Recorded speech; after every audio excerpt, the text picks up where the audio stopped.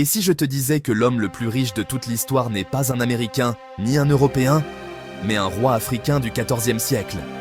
Un homme dont la richesse faisait trembler des empires. Un roi dont le pèlerinage a déstabilisé l'économie du monde islamique pendant une décennie. Et pourtant, on ne t'en a presque jamais parlé. À l'époque où l'Europe sombrait dans les ténèbres du Moyen-Âge, l'Afrique de l'Ouest brillait. L'Empire du Mali, successeur de l'Empire du Ghana, dominait l'ouest du Sahel, une terre riche en or, en sel, en coton, en agriculture et en commerce. La ville de Niani, capitale de l'Empire, était un centre d'administration raffiné. Les routes commerciales reliant le Mali à l'Égypte, à l'Andalousie, à l'Inde et jusqu'à la Chine. C'est dans cet empire, en 1312, que Mansa Moussa Keïta Ier accède au pouvoir. Son nom, Mansa, signifie « roi des rois ». Il hérite d'un empire structuré, qu'il va étendre jusqu'à atteindre une superficie de plus de 1 200 000 km².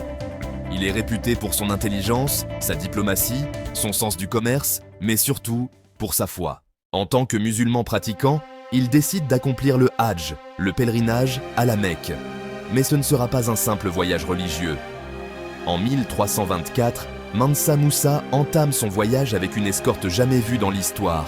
60 000 hommes, dont 12 000 esclaves habillés de brocart et de soie, 100 chameaux, chacun portant jusqu'à 135 kg d'or pur, des musiciens, des cuisiniers, des gardes, des érudits, des dignitaires. Un véritable royaume en marche à travers le désert. À son passage au Caire, en Égypte, il inonde la ville d'or, aumônes massives, achats, dons aux pauvres, construction de mosquées. Conséquence, une inflation historique.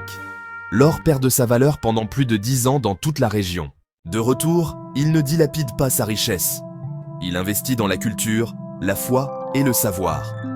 Notamment la construction de mosquées emblématiques comme celle de Djinguereber à Tombouctou.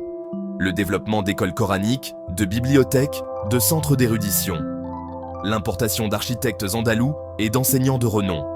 Tombouctou devient l'une des plus grandes capitales intellectuelles du monde médiéval, attirant des savants du monde musulman. Des historiens estiment que la richesse de Mansa Moussa était si grande qu'elle est inquantifiable.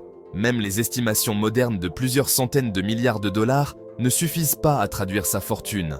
Il possédait plus de la moitié de l'or connu à l'époque. Alors pourquoi l'histoire l'a effacé? Parce que cette Afrique prospère contredit la vision coloniale d'un continent sauvage.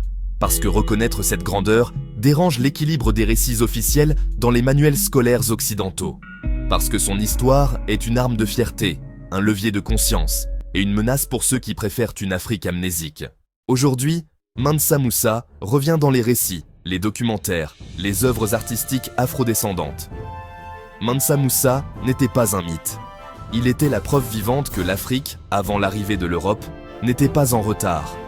Elle était riche, elle était grande, elle était respectée. Et il est temps, aujourd'hui, de le redire haut et fort. Si cette vidéo t'a touché, je te prie de t'abonner, de cliquer sur le pouce levé et sur la cloche de notification pour ne rien rater sur l'ancestralité africaine. Génère une vidéo virale à partir de textes ci-dessus que je t'ai fournis. Lis exactement comme c'est écrit. Ne modifie rien, n'ajoute rien et n'enlève rien. Utilise une voix masculine française et aussi des sous-titres